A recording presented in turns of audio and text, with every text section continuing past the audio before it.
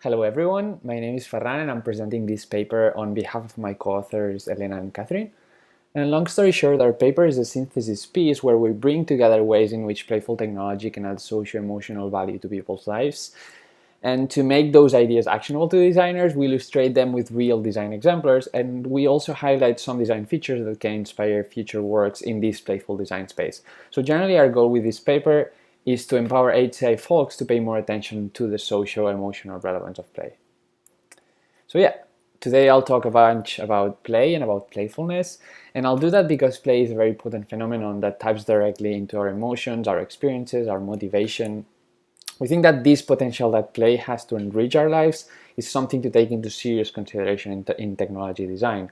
Because the more technology permeates our lives, there is this growing concern that it can isolate us and have negative impact on our emotions. And there's some truth to it, you know. For example, just think about how social media changes the way we interact with each other face to face, often for the worse.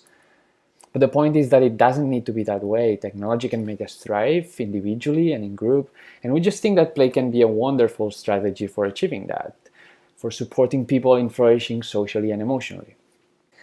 Play has been considered by many disciplines as a key part of human life and culture. That is true for HCI, but even more so for other fields, such as psychology, sociology, cultural studies, philosophy, the arts. A bunch of authors have discussed how play is key to our social, cultural, and emotional flourishing. And the thing is, it's becoming more and more common that HCI researchers explore how to use play and game-inspired strategies to enhance our technology interactions. Obviously, we see a lot of entertainment-focused technologies that allow us to engage in dedicated play, like video games, for example. But we also see designs that afford playful engagement in situations other than play, in mundane activities of our daily routines. And we are very interested in this last type of playful technology because we think that augmenting our daily routines playfully can add a lot of value. This design space is what we call technology for situated and emergent play. Technology that allows play to permeate our daily routines, that makes it possible for play to emerge and integrate well in non-play scenarios and interweave well within non-play activity. Technology, at the end, that playfully enriches the experiential texture of everyday practices that might not be originally or primarily focused on play.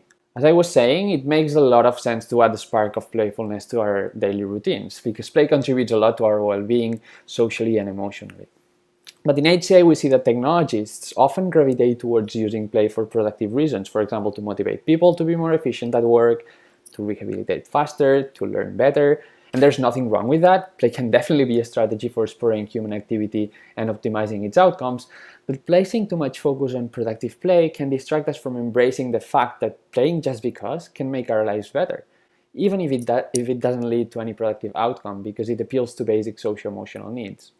Several scholars have noted and criticized HCI's focus on the productive capacity of playful technology. Overall, they argue that we humans are not productivity machines and that as such, playful technology should play other roles in our lives than making us more productive. We generally agree with that, and in this paper we address this issue. We foreground reasons why designing for play that's not materially productive is a worthy agenda in HCI. Clearly, we're not the only ones working towards this goal. There's an interesting body of works that embraces alternative, less productivity-focused approaches to playful technology design. This slide features good examples of play design approaches that put a stronger focus on the social and emotional relevance of play.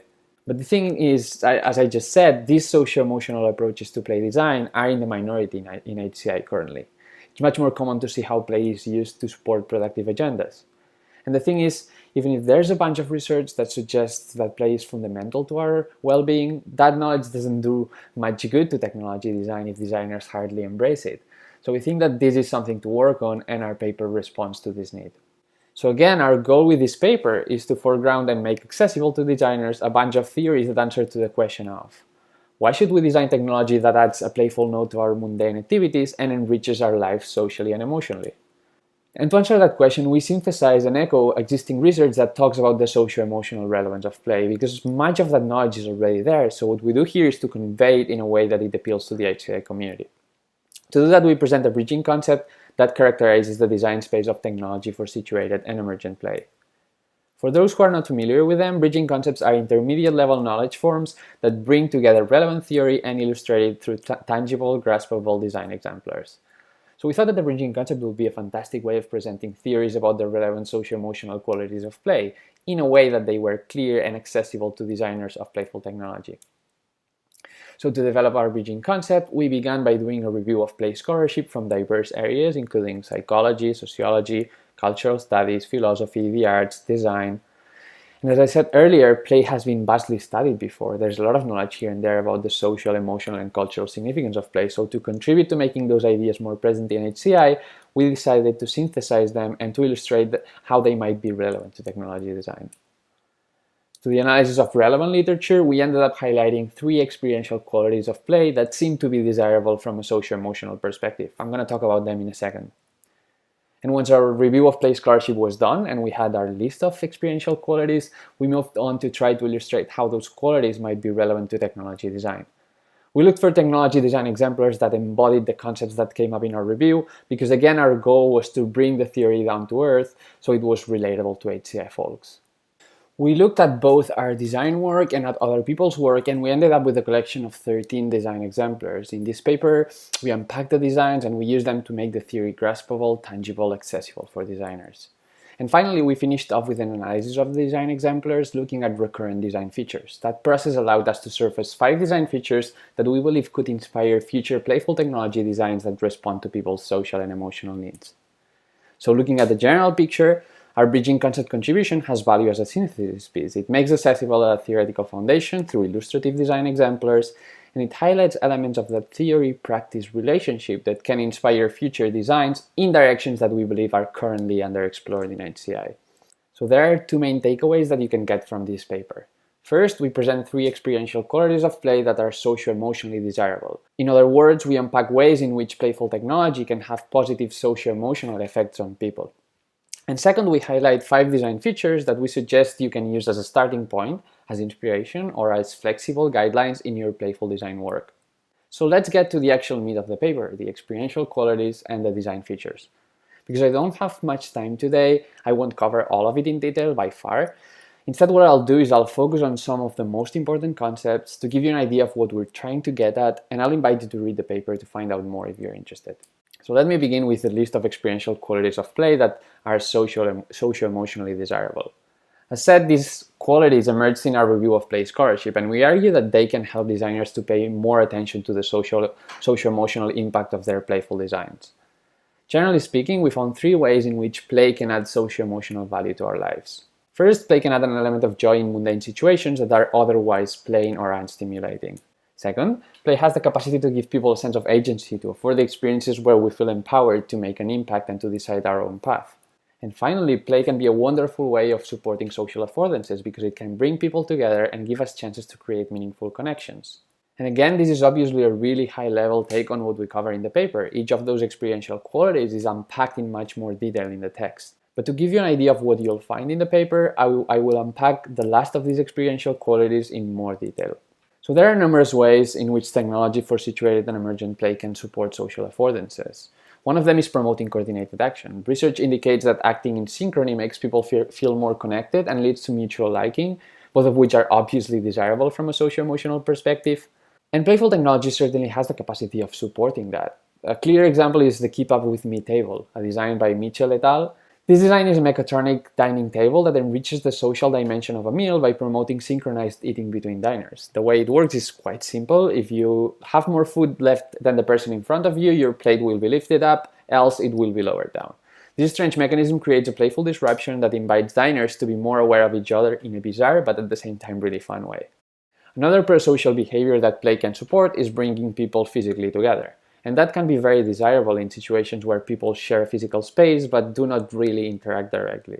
Situations where people are alone, surrounded by strangers, and could really benefit from the pleasure of social connection. A beautiful example of this is the Bonding Buffet, a playful installation produced by KLM Airlines. Bonding Buffet consists of a dinner table surrounded by 20 chairs that can detect when people sit on them. When seats are not occupied, the table is lifted off the ground, and it makes it difficult to see what's on it, even to realize that it's a table. As more people sit, the table lowers down, reaching the optimal height when all the chairs are used, and this mechanism is meant to help strangers connect and enjoy each other's presence. So according to a report of deployment in an airport, this installation prompted people to collectively work together to share that meal. That was a result of different factors.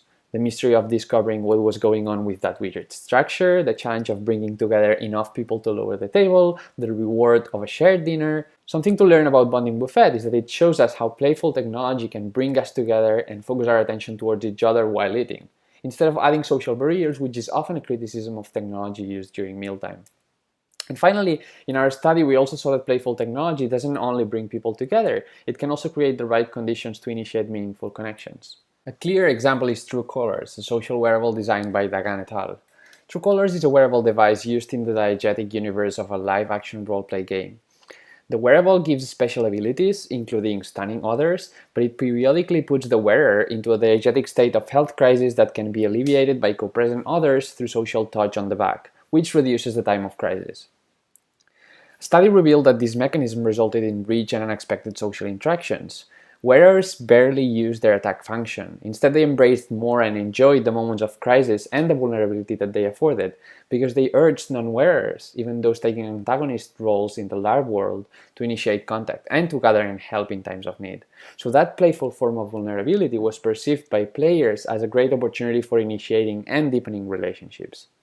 So to summarize, Keep Up With Me, Bonding Buffet, and True Colors share an important trait. They create the right conditions for social situations to emerge. And they do that by inviting positive social and emotional action. And again, to recap, these are the 3 important experiential qualities of play that we found in our review of play scholarship. In this video, I unpacked one of them, the one about social affordances, but I won't go into much more details about the other 2. If you'd like to hear more, please read our paper. What I'll mention though is that we really believe that all these experiential qualities are very relevant social goods, and that as such we as technologists should feel responsible for cultivating them in our work. And that brings me to the second contribution of our paper. To empower designers to embrace those concepts more, we looked at our collection of design exemplars to see if there were recurrent design features that could inspire design practice.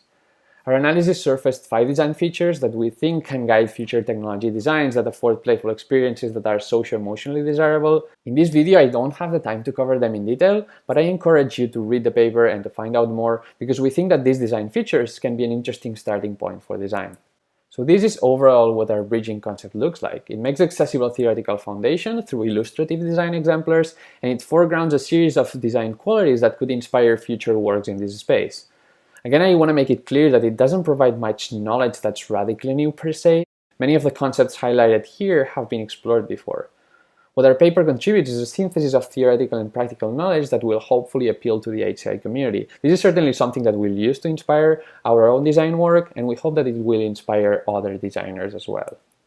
Because we really think that it's important to keep the socio-emotional relevance of play in mind as we keep populating our daily routines with technology.